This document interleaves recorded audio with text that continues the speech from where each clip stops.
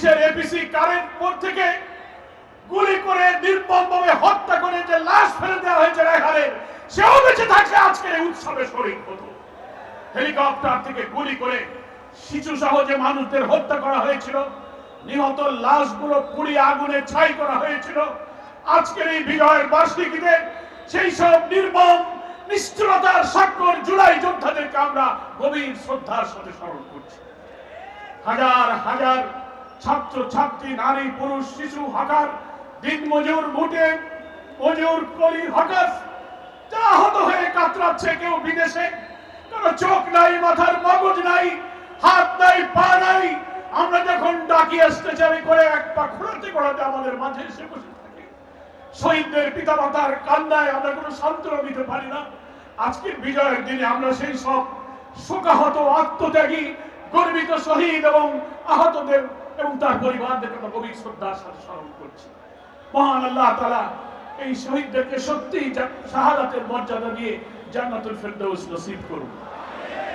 যারা আহত হয়েছেন, আমরা আল্লাহর কাছে বলবো, আল্লাহ তুমি আর আমাদের জীবনগুলো নিও না, এদেরকে বাঁচিয়ে রাখো। নতুন বাংলাদেশের স্বপ্ন এদেরকে বাস্তবে দেখে যাওয়ার তৌফিক দাও। এরা যেন বেঁচে থাকে, এরা যেন সুস্থ হয়, সক্ষম হয়। আজকের এই দিনে আমরা আমাদের প্রিয় আমিরে জামাতের জন্য দোয়া করব, যিনি এই জুলাই আন্দোলনের সময় মূল পরিকল্পনায় সারা বাংলাদেশকে ইসলামী আন্দোলনের কর্মীদেরকে ফ্যাসিবাদ বিরোধী সংগ্রামে ঝাঁপিয়ে পড়ার নির্দেশ দিয়েছিলেন। সেই ডাক্তার শফিকুর রহমান অসুস্থ অবস্থায় এখন হাসপাতালে আছে। দেশের এবং প্রবাসের কোটি কোটি মানুষ তার জন্য দোয়া করেছেন, অস্ত্রসিক্ত হয়েছেন। আমরা আমাদের রবের কাছে প্রাণ ভরে শুকরিয়া জানাই।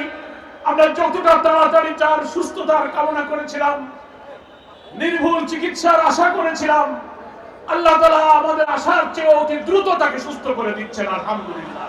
কিছু কিছু ব্যক্তি, কিছু কিছু দল যারা নিজেদেরকে খুব বড় মনে করেন, নির্বাচনের আগেই তারা ক্ষমতায় গিয়েছেন বলে ভাবটা দেখান, কি বলেন ঠিক কিনা?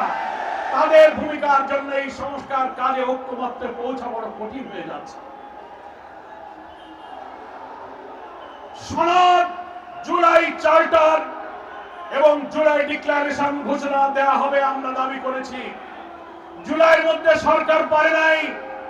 আজকে 5ই আগস্ট আমরা জানতে পেরেছি মানিক মেহমেনু বিকাল 5টায় অন্তর্বর্তীকালীন সরকারের প্রধান উপদেষ্টা ডক্টর প্রফেসর মোহাম্মদ ইউনূস তিনি জুলাই ডিক্লারেশন সেখানে ঘোষণা দেবেন।